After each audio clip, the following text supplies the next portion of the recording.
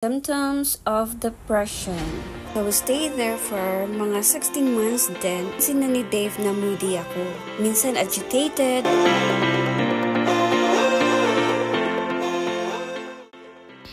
For today's video, mga ka-friendship ko dyan, pag-usapan natin ang depression and anxiety.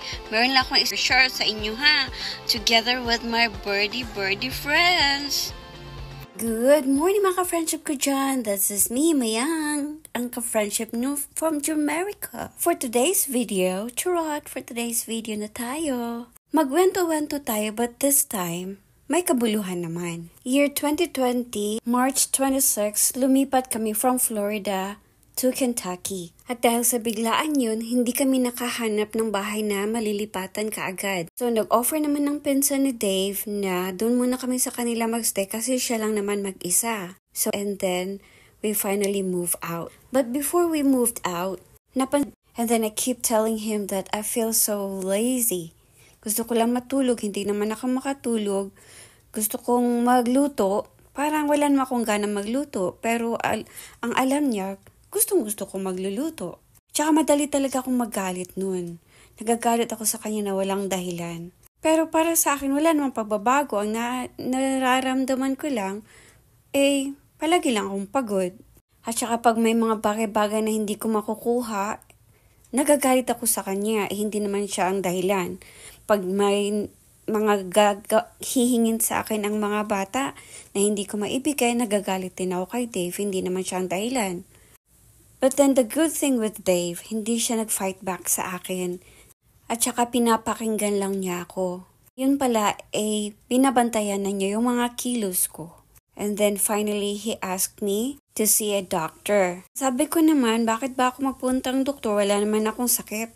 Sabi niya, just go ahead, have yourself checked. Baka yung blood pressure mo ay mataas. So, hindi nga siya nagkakamali. Nagpunta ako sa doktor at sabi nga ng doktor, my blood pressure is so high. At sabi niya, nakikita daw niya yung stress. Tinatanong pa ako ng doktor kung bakit daw ako stress. So, ang dahilan ko noon ay yung cousin ni Dave.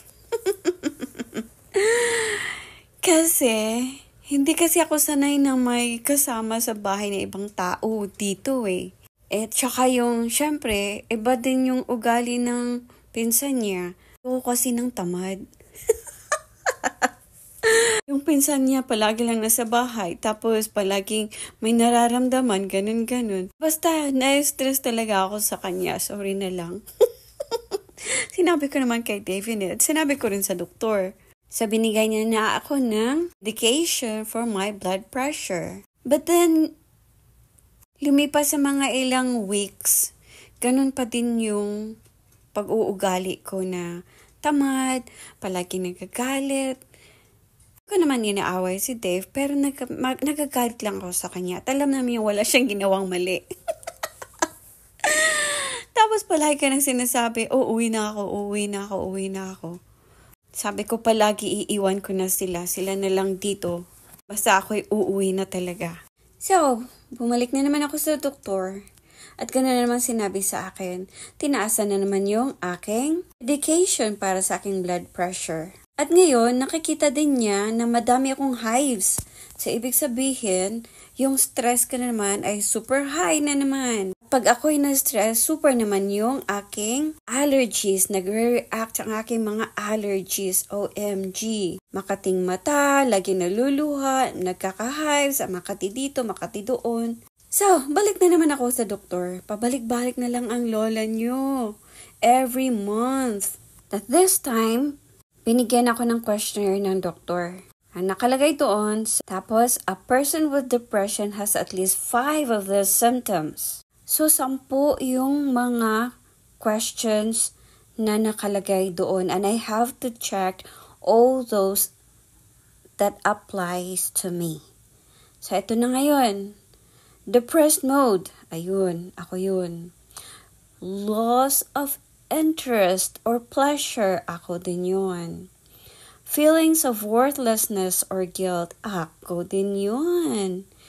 Agitation or restlessness. Ay nako, ako yun. Fatigue or loss of interest. Ay, naku po. Lola nyo din yun. Number 6, trouble thinking, making decisions, or concentrating. OMG, big time mayang yun.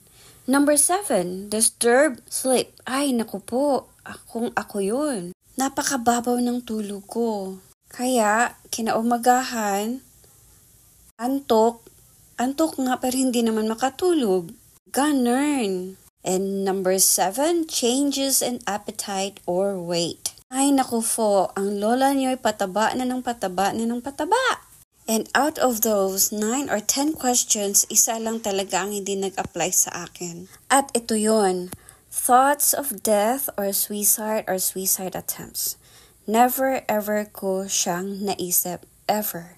Ang palagi ko lang sinasabi kay Dave noon, iwan ko na sila, uuwi na ako. I want my mom. Ay nako po. So after all those questions, I was diagnosed with depression. At alam niyo, hindi biro ang may depression. Kaya kung sakali man na meron kayong mga kaibigan o mga kakilala na nagme-mention ng mga nararamdaman nila na hindi sila masaya, may problema sila, please lang po pakinggan nyo. Be there for them. Lend your ears to them. At kung hindi nyo kaya, ask them to seek help from the professionals, you know? Kasi meron nga akong alam na may mga pahiwatig na pala siyang binibigay, kaso lang hindi naman napapansin ng asawa niya o hindi pinapansin o binabaliwala lang talaga siya, you know? So ang nangyari, wala na siya. Diba malungkot yun? Kaya ano ba naman yung pakinggan mo yung tao at saka i-guide nyo siya or sila kung saan sila dapat pupunta para sila matulungan. At saka yung mga taong may depression, hindi dapat nag-iisa. I'm just lucky. Kasi si Dave, kahit nasa work siya, palagi niya akong tinatawagan, o di kaya yung mga bata, he asked them to go with me, talk to me, walk with me. And then yung doctor din, meron na din po siyang treatment na binigay sa akin. So after a few months, bumalik na naman ako doon and to see if those medications helped me. Hindi po agad-agad nag-react yung mga medications. So pagbalik ko, napapansin ng doktor, hindi pa rin sila gumagana, tinaasa na naman. Ngayon nadagdagan tuloy ng anxiety. OMG! But then you know, other than the medications na binigay ng doktor sa akin, dinagdagan ko din yun ng prayers. So as time goes by, sa napansin ko lang, kung talagang doon ka lang sa medications mag-rely, para sa akin, hindi talaga siya nag-work. Kailangan din na tulungan mo din ang iyong sarili. So hinahanap ko yung mga bagay na nakapagpasaya sa akin at saka tinutulungan din ako ni Dave. Napapansin ko, pagkalalabas lang ako, lalong-lalo na pag mag-shopping o mag-grocery, kahit walang bilhin, nare-relieve ako. At kung hindi man ako lalabas, nagwa-warm bath ako at nilalagyan ko siya ng Epsom salt. Naku, nakaka-relax talaga siya at saka maganda din siya para sa balat niyo. So, pinagpatuloy ko lang ang pagtitake ng mga medications ko hanggang sa na-introduce sa akin ang FB Reels. OMG! Content creator. Char. Hanggang sa na-meet ko na kayo at nagkakaroon ako na online friends. Even though online lang, at least may kausap na ako. Nakakapagdaldal ng lola nyo. So ngayon, instead na nagtitake ako ng 2 whole tablets a day, ngayon a quarter na lang o wala pa. Minsan ko na lang siyang ginagamit. So for today's wento-wento, dapat ang depression and anxiety hindi binabaliwala. Sana po may natutunan kayo kahit konti. Hanggang sa muli, ang inyong lingkod, Mayang, ka-Friendship in Jamaica. Sa mga hindi pa nakapag-subscribe dyan, mag-subscribe na po. And please don't forget to hit like, share, and hit the bell para updated kayo sa aking mga video. Ciao, Bella!